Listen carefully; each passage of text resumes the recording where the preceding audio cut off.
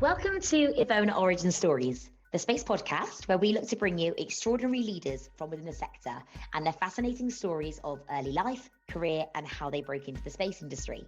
This week on the podcast, we are joined by Ryan McDevitt, co-founder and CEO of Benchmark Space Systems. Ryan's dream of working in the space sector was already set in motion in his early childhood, with his first ever drawings being of spacecraft and astronauts orbiting the moon. From here, Ryan followed his passion through education before founding Benchmark, who are a growing space startup reimagining systems for a new class of spacecraft. They are combining mission heritage, best-in-class propulsion products with advanced control products and services, delivering bundled in-space mobility solutions with significant cost and capability benefits. Really excited to have you on here. I've been looking into Benchmark Space Systems, and the work you guys are doing is just incredible. The services that you're providing, I think the value that you're adding to so many of these companies in the sector is just so kind of great. Couple of days looking into you guys. Oh, thanks so much. I appreciate that. Yeah, we're having fun and hopefully helping our customers out. Oh, I bet you are. I think you definitely are by the sounds of things. It's amazing. Well, it's a very long story to go through, very long and interesting one. Let's start at the beginning. Let's talk the early days of Ryan McDevitt. So talk us through kind of where you started in life, where you grew up, school, college, and then how you found your way into your early career. Yeah, absolutely. So I grew up in Vermont, so not necessarily a hotbed of aerospace, but even in my earliest days, I always wanted to work in aerospace. All my earliest drawings are space shuttles and people orbiting the moon and different kinds of spacecraft that I would draw. So that was my passion early on, and that drove me to selecting a college. I went to Worcester Polytech, where Robert Goddard had done some of his first rocketry experiments and done some of the early work. So that was exciting. It was also the college that my grandfather had gone to. So I had a nice kind of dual legacy there, things that I wanted to be interested and involved in. So went to school there, and then took a slight detour, went and worked at Pratt & Whitney doing jet engine design. So still aerospace, but not quite where I wanted to be. So I did that for a few years. And then I had the opportunity to go back to Vermont, where I did my PhD at the University of Vermont working on micropropulsion, which was fascinating, but also at the time that I started, completely useless. There were no satellites that really needed that micropropulsion. It was really kind of hypothetical and in the future. And then while I was there working on it, you really had this CubeSat revolution, right? You had all the companies that were coming out and using the CubeSats and turning them into real business models that were exciting and interesting. And suddenly it was like, aha, this micropropulsion, this might have some legs. There might actually be something here. And that turned into Benchmark. Oh, wow. It's great. It's so great to hear about this. I love this bit of the podcast where people kind of talk about the early days and how they just love space and how they always knew. And it's always the drawings and the little stories when they were really young. And it's really interesting to hear about your PhD, because I know that the kind of research that you did is really key in kind of what Benchmarks are currently doing at the moment. So I think maybe now what would be good if you could maybe tell the listeners a bit about what Benchmark Space Systems are doing, kind of what their place is in the sector, and where you see the company going in the next 5 years. Yeah, absolutely. So I'll start with what we're doing, and then we'll take a detour back a little bit. So what we do today, what we really are focused on is how can we make our customers' lives easier by helping them move around in space. There are lots of ways to do that. There's the onboard propulsion, the orbital transfer vehicles, the guidance navigation control, all these different pieces. And Benchmark wants to be partners with customers to help them out. There's so much stuff going up. There's so many new companies. There are all these exciting and interesting, new founders bringing great new ideas. And solving that challenge of moving stuff around in space is probably not what gets them excited and out of bed in the morning. And so Benchmark wants to be the person who can do that. So I'm talking about, that's a little bit about what we do in the future state. If you look back, what that means, how we got into this is doing chemical propulsion. That was our first foray into the market. And like you mentioned, when we first got into this, a lot of it was based on my PhD research. So my co-founder, Matt Shea, and I, we started the company. I was more on the R&D and development side of things. Matt's expertise is taking technology out of the lab and turning it into a product. And so we built the team around those kind of complementary skills.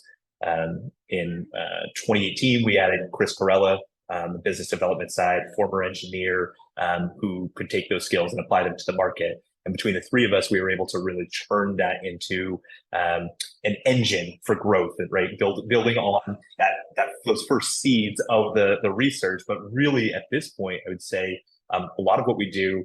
I appreciate you giving me some credit and saying, hey, good PhD research. But what makes me most excited is that a lot of what we do these days is the amazing work of the team that we have here. That they are leaps and bounds beyond what I was doing. We are so far beyond that, and that's really gratifying for me. It's not, sometimes I'm wistful about all the work that I did, and that's not, what we're doing as much anymore. But then I look around at the amazing team and I go, no, this is why I did this. This is great. Yeah, definitely. Obviously, you've got to give credit to the team. It sounds like you've got a really great company culture. I watched a couple of the videos of you guys all talking. Everyone just seems so passionate. Seems like you've got a really great team. And I guess the work you're all doing, it's so key. As you said, you're making people's lives easier. You're getting these things in their hands quicker, and it's more cost effective. And it's really just, I think it's such an invaluable service to just empower the endless growth that we're seeing in the space sector. And that kind of brings me on to my next question. So now you're kind of you've embedded yourself into the industry, and you've made this name for yourself. What is it that you love most about the space sector? I think there are two parts that really get me excited. So one is people that work in this sector are passionate for the work that they do. You alluded to it earlier, the people that you've talked to through this podcast series and the work that you're doing. But I see this every day. And I think it just comes down to space is hard, right? Everyone says this, but it's true. There are a lot easier ways to make a buck. If that was your only interest, that's what you wouldn't do this. But if you do this, it's because you're passionate, whether you're, and that goes to everyone, whether you're, an engineer or an accountant or a lawyer, whatever it is, you're bringing something to the table. There's an energy and an enthusiasm. And so when you talk about company culture, I think, we work hard at it, but it's also somewhat easy because we are united through a common purpose and passion for what we do. And that's really exciting for me. And then the second part of what makes this sector so interesting for me is people know how to have fun. And they know how to enjoy what they're doing, to take a step back and say, hey, we're working together to do really hard things, but we also can relax and get excited. And I'll just mention, so last month we had an event where our team, which is remote, we have people in the UK, we have people in California, Vermont, 13 different states, Canada. We had an event where we all went axe throwing on the same day. So we're talking 5 different time zones, 50 plus people trying to organize this. And then when you look through all of the pictures, right, these are all people who got up in the morning, solved difficult engineering problems, did all this work. And then at lunchtime, we go on and we go have this fun thing. And people can make that transition. And that's something that I don't always see from, with my friends that work in other industries. Like they're burned out all the time. They're miserable, even when they're out of work. Like that's not how it feels here. People can have fun as well. Yeah, completely. I completely agree with you. I think you really hit the nail on the head when you said, obviously space is hard, but it's so fun. And the passion, as you said, it kind of unites people across the industry. And I think that is one of the really big factors that is kind of working to make the sector more accessible, is that people want to kind of share this passion that they have for such an incredible sector and thing that we're involved in. And yeah, it's really great to kind of hear your personal take on this, because, one of the main really reasons that we started this podcast is to make the industry accessible for everyone, to kind of demystify it, show people, it's not all astronauts and scientists, there's so much you can do. And a really hot topic across the industry right now, as I'm sure you're aware, is the constant battle for good talent, and what more we can be doing to make sure that the companies in the sector are getting the skills that they need to kind of thrive and to keep moving and progressing.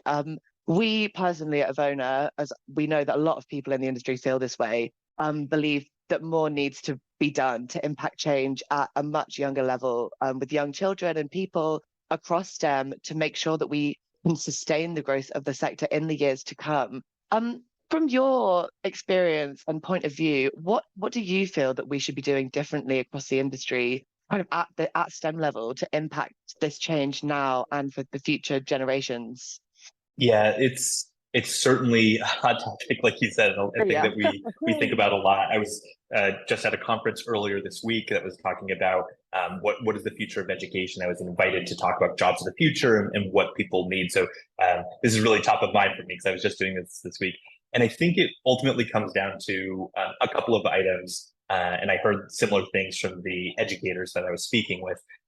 One of which is the really rigid focus, and that this is certainly true in the States, and I know it's true in other places as well.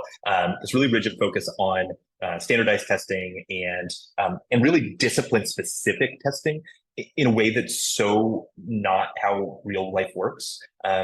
So being, our best engineers here are not necessarily the people who got the highest standardized test score or the best grades, right? They're the people who can synthesize information across a variety of disciplines, bring them together and integrate that and communicate that. So if you looked at any individual standardized test, maybe they're not the best at it, but really it's the aggregate of them that kind of pulls it together. And so what does that mean, or how would I go about kind of changing that? I think people do a good job. They try with the project-based learning and things like that, but it's the projects and the communication, the team-based stuff like that really is fundamental. So I think continuing to encourage that. That can be challenging. There's like this prevailing headwind of, okay, great, we're going to do projects. Oh, until we have to start teaching for the standardized test, and then everything goes to this other model. So if I could wave a magic wand, that would be my probably the first thing.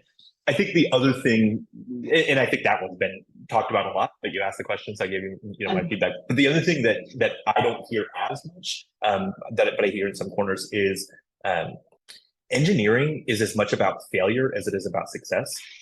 Science is definitely that way, but engineering is as much about failure. And so, but we don't set our academic curriculum up like that. We don't set our kind of teaching paradigm up like that, right? Did you get an A or did you get an F, right? Like that's how we think about these things. And that it's so different once you get out and you're actually doing these things. I want to see people who are resilient, right? They know how to take a failure, learn their lesson, and turn it into a success down the road. And we don't always develop that resilience through what we do. So those are the two things that I think are kind of most critical. Is like the rigid classification of the education or knowledge into like these discrete tests. I'm going to test you for math. I'm going to test you for reading. That's just not how it works. And then the resilience and how can we improve that? Yeah, absolutely. I completely agree with you there. You've made some really great points there that I think a lot of people can learn from.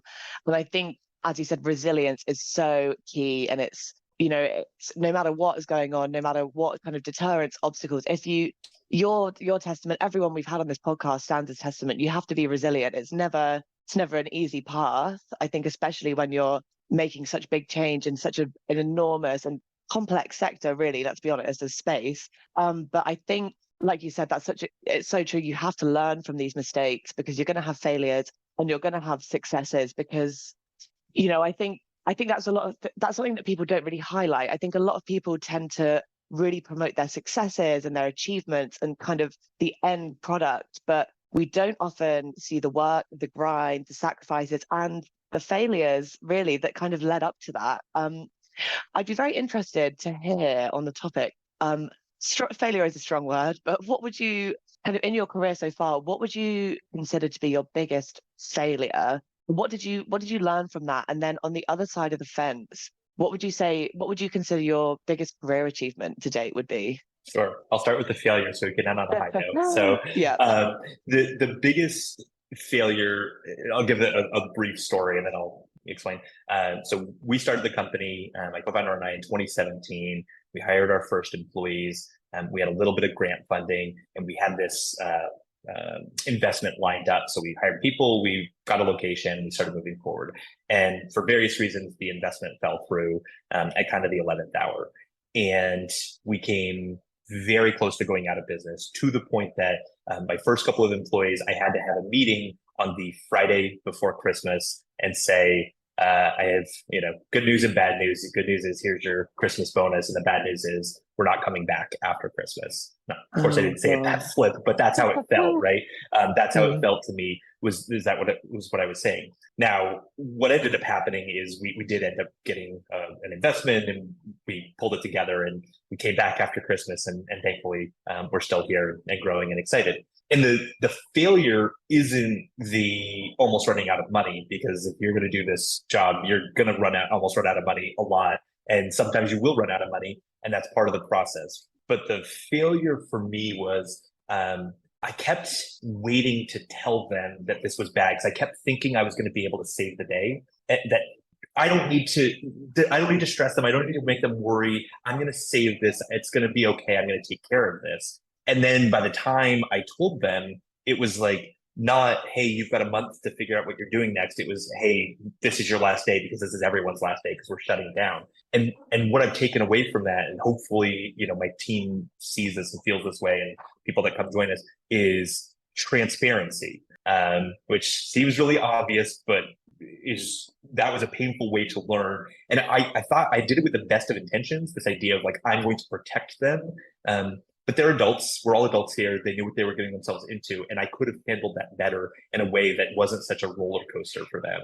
And so I try and do that for new employees. So that was my lowest moment, right? I mean, going home on a Friday before Christmas. It's supposed to be a happy time of year, and I was miserable. Turned it around, but that I learned, let's not put myself in that situation again. Because what I felt most bad about was, was how it was going to make them feel. Them having to go home and tell their family, hey, this didn't work out, and they didn't tell me until the last possible second. Yeah. Well, it turned into a bit of a Christmas miracle in the end, I guess. It was a Christmas miracle. It turned around, and like I said, I mean that from that low point, we've been able to bring it back strong.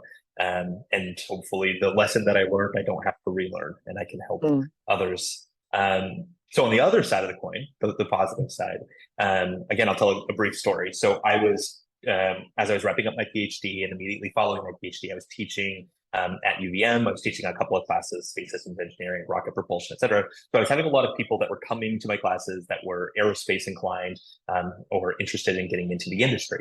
And as we were wrapping up, every year or every semester, they would come and ask for letters of recommendation. And every time it was like, oh, cool, where are you applying? Where are you thinking about going? So like, well, I wanted to stay in Vermont, but there are no jobs here doing what I want to do. So I'm moving to California, I'm moving to Colorado, I'm moving to Florida, et cetera. And some people, that's what they want to do. They love that. But others were reluctant. Hey, I have to move away if I want to do this. And so part of the reason that I started Benchmark, part of the reason I started Benchmark in Burlington, Vermont, again, not a hotbed of aerospace at the time, is that I wanted to be able to build a company that could encourage and attract people that wanted to be here to be able to stay here. So my greatest success was the day that we launched our first system, and I was able to look around the room at people. Some of them were my former students. Some of them were people that I met through the network. Some of them were people who were native Vermonters who had moved away and moved back because there was finally a place that was doing the work that they wanted to do. And I got to watch the look on their faces as something that they built with their bare hands got launched into space. That was really gratifying, because it was the culmination of that phase of the company, was going from nothing, no company here, no industry, to, hey, we have hardware in space. We did it together, and we did it in a place that we wanted to be. That was really exciting. Yeah, absolutely. It's really great to hear. That must have been such an amazing feeling to kind of use your position to help other people that I'm sure you saw a bit of yourself in, that you'd been in that position to kind of give them, if you were teaching at the time, it's potentially their first steps into their dream industry that you've allowed them to do here, which is what an amazing tool that you've given people. And this is something else I'd kind of like to dive into a bit more with you. Obviously that is a huge service that you've given to people, that these people that have big dreams but maybe don't know how to follow them, having to move around, which maybe, as you said, they didn't want to. You obviously really bridged that gap there for them.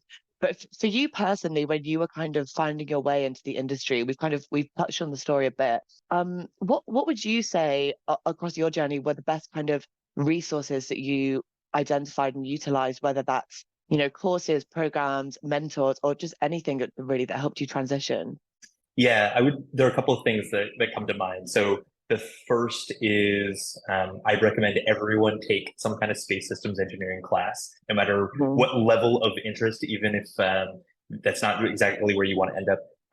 I think back, that was really the class for me. I took it as an undergrad that opened my eyes to what it actually means. And so a lot of times these classes are taught, when I taught it and when I took it, they're taught, hey, students, you're going to design a mission, you're going to pick a place, you're going to go through the process, you're going to learn everything. And it's fun, it's interesting, but it also really helps to open your eyes to like, what does this actually mean to do? So, and there are all sorts of online, MIT hit through their open courseware, like there's a space systems engineering course that you can do. NASA puts out a space systems engineering course. So if anyone's interested, I would recommend check those things out. You don't have to follow along step by step, but just see what that process looks like. That's super fun. And the complement to that is, SMAD, the spacecraft mission analysis and design handbook, which is looks like a reference book. It's a big fat textbook. However, if you actually go through it, it is very accessible in the sense that it's literally helping you think about step by step by step, how would you go about building a mission and design. So that's one specific thing. I'll throw it in here and people might laugh, but Kerbal Space Program, I'm a little bit older, so it wasn't so much for me. But when I look around at like my son who's 11 and his friends, like that's a way for them to get in. Colleges, can do the same thing. So having a really accessible, fun, interesting way to experience the space industry, but also that, has some real underlying physics and engineering built into it. It's a silly one, but it's a real one. I mean, there are definitely a lot of people that work here at Benchmark. Like that was some of their first introduction to what it means to put things into space. And then the last one is that this is pretty specific to the US, but NASA has a variety of programs that they put out. And I was fortunate to be, the space grant and which is a national foundation, national space grant, but then they have state level. So I was a Vermont Space Grant Fellow, which meant I got to connect with all sorts of people at NASA and throughout the industry. And there are opportunities out there in every state to participate in that type of thing. So that was a great entry point, helped me understand what it would take to start this company, get familiar with things. So a couple of different ways I got into it. Yeah, absolutely. I think that's some really great advice and no silly suggestions at all. I don't think. I think, you never know what's going to stick. And there's so many amazing resources across the industry to utilize. And I think the point you're making is completely right. Just go for it. Just dive right in, take a class that you maybe never thought you would, and it could completely change the trajectory of your life. I think that's some really great tangible advice that people can kind of go away and act on directly. So that's some great like resources, programs and stuff. What advice would you give to someone? Obviously, we've kind of touched on this a bit in the previous question, but I'd like to dive a bit further into it. So what advice would you give to someone from either a technical or a non-technical background who's looking to enter the space sector either in 2022 or beyond? I think the future of space, and I think EVONA, and you agree with this, but I think the future of space is about accessibility. And so what I would say is thinking about how to become an ambassador for what we do and what does that mean. And so, if you're more on the engineering side, thinking about communication skills, digital communication, written communication, social media communication, and being out there in front of things. I'm always impressed with people who are using their professional social media tools to really help educate and elevate the industry and the people around them.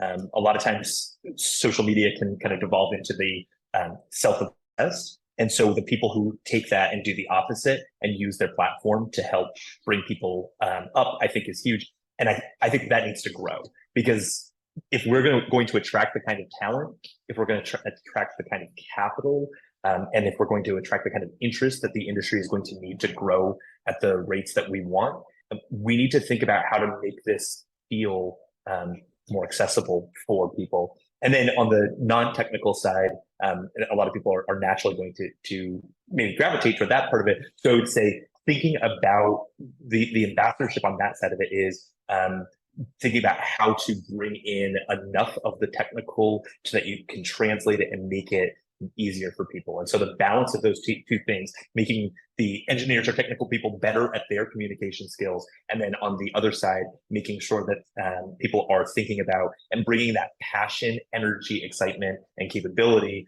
but layering in enough of the technologies that they can translate, that they can bring that together. I think that ambassadorship is the biggest thing I think is going to be a transformational over the next 10 years. Yeah, I completely agree. I think that these ambassadors and these mentors, they kind of become become the face of the industry for these people that are looking to enter it. And it just makes it so much more accessible. They're demystifying it, they're breaking it down for people, they're helping them to understand, because as you said, they want to guide people, they want to kind of educate and elevate people to follow in their footsteps, because they probably had a hard time unless it landed in their lap, which I don't think is very common in the industry. Right. I think mentors, I think this is really common across all of the episodes that we've had on this podcast. Everyone is in agreement, including myself and speaking for EVONA. These mentors and these ambassadors, whether it's a technical or a non-technical role, it's just enormous. And this, as you said, is what's making it accessible. It's what's bridging the gap, and it's what's empowering growth in both the technical and the non-technical sides of the sector, which I think is something that's really, really exciting to kind of watch. Which it's happening at the moment. It's happening so fast, and I think it's that's something that personally, from within inside the sector, I'm really enjoying watching that kind of develop.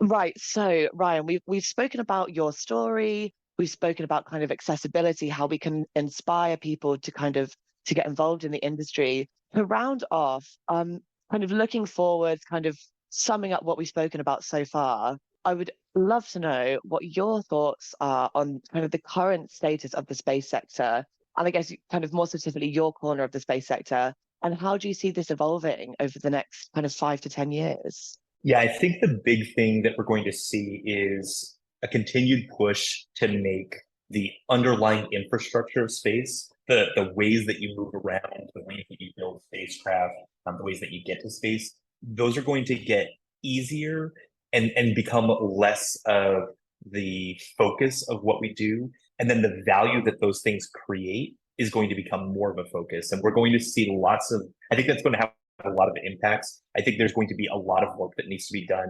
And we've already started to see this, but I think it's going to continue to grow.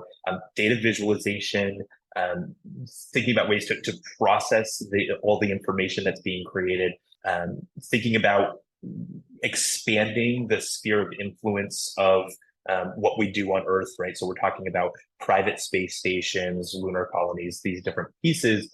And right now, so much of the emphasis is on infrastructure. How do you build the satellites? How do you build the propulsion? How do you build these different things?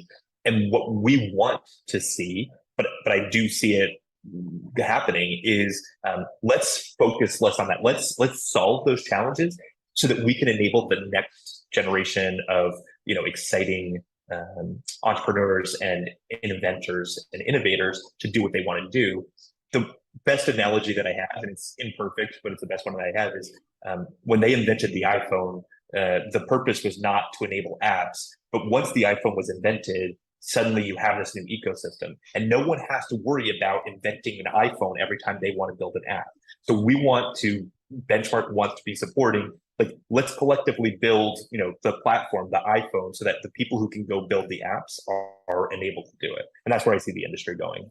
Yeah, absolutely. Got it. It's such exciting work that you guys are involved in. And I'm really excited to kind of see you've already made such enormous strides, but the way that you're kind of improving in space mobility for the companies that you're working with is just so vital in the way that you're reducing cost, you're making things more efficient. And I know that you have a big focus on kind of sustainability as well. You're using non-toxic propellants, am I right? Which I'm sure sustainability is such a huge topic, not just in space, but across the entire world. It's such a huge topic. And I think that is really key that you guys are focusing on that, because that's something that, sustainability in the space sector is a really hot topic right now. And there is obviously more that we need to be doing for more sustainable ways of doing what we do, because if we want to continue progressing and thriving in the way that we are, we need to start thinking about how we can make this work long term.